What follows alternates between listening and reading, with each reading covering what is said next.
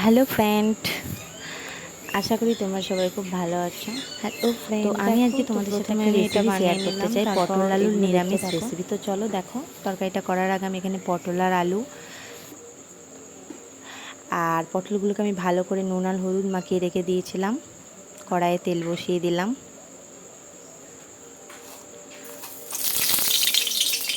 কড়াইয়ের মধ্যে আমি 5 ফোড়ন,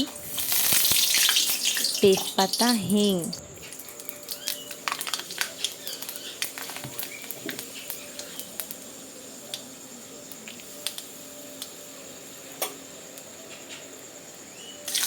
একটু নাড়াচাড়া করে নিলাম। কেটে রাখা টমেটো দিলাম, তার মধ্যে পটলগুলো দিয়ে দিলাম। হলুদটা আর নুনটা মাখিয়ে রেখেছিলাম যাতে করে পটলটা তাড়াতাড়ি ভাজা হয়ে যায়। দিয়ে হালকা করে নেড়ে নিলাম।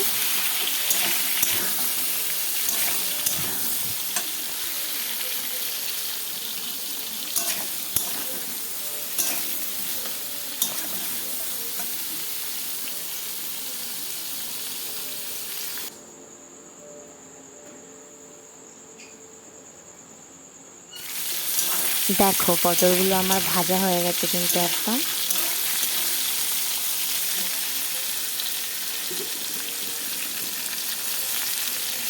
এর মধ্যে আমি সেদ্ধ করে রাখা আলু দিয়ে দিলাম। তোমরা কেউ চাইলে আলুটা ভেজেও করতে পারো, তাড়াতাড়ি হবে বলে আমি সেদ্ধ করে রেখেছিলাম।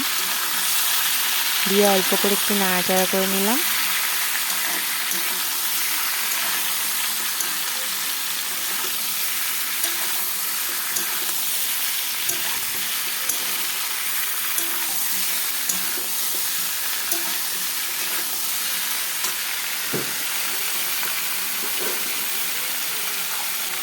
নাড়াচাড়া করে নেওয়ার পর এর মধ্যে আমি আদা আর জিরে বাটা দিয়ে দিলাম, লঙ্কা গুঁড়ো, হলুদ গুঁড়ো,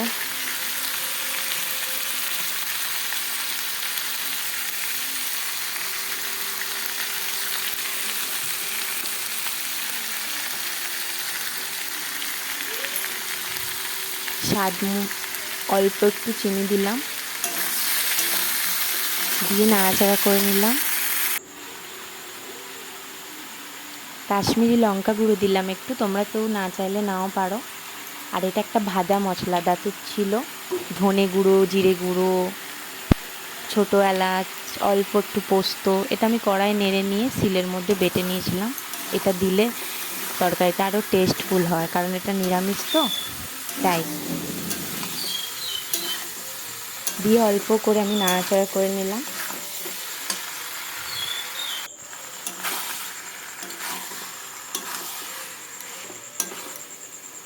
এর মধ্যে আমি জল দিয়ে দেবো।